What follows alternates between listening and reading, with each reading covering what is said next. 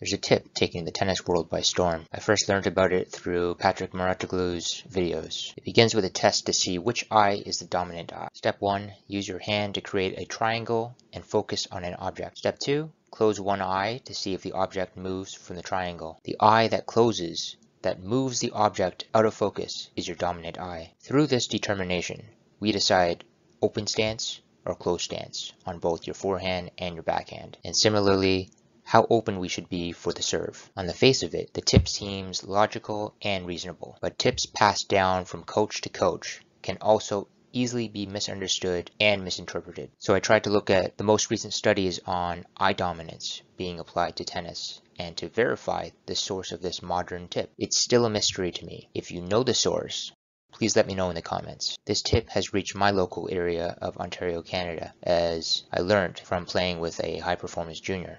I've been stuck with no real answer nor any support for this tip that schools are permanently impacting players around the world. Through Oscar Wegner's modern tennis methodology, I have access to both open and closed stance for both my forehand and my one-handed backhand without any issues. In fact, the one-handed backhand is notorious for its closed stance. I am left eye dominant, which means most of my backhand shots will place me in discomfort according to this tip. So I figured, why not just let sleeping dogs lie? Almost a year later, it finally dawned on me. The test. Let me share with you a study from 1970 that I found. Eye dominance studies go back to the 1880s. Most of these types of studies will have participants use eye patches on one eye and results compared to participants using both eyes. The images seen by the two eyes are not identical.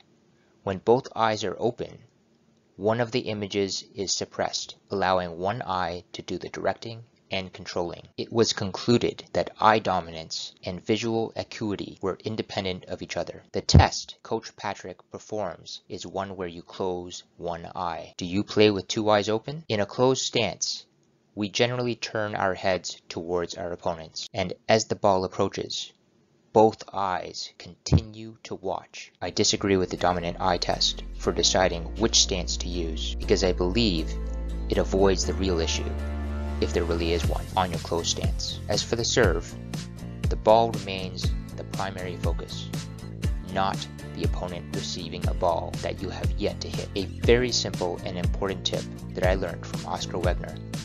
We have more time than we think we do. The ball loses close to 60% of its speed after the bounce. On the serve, you will have plenty of time to react to your opponent's ball.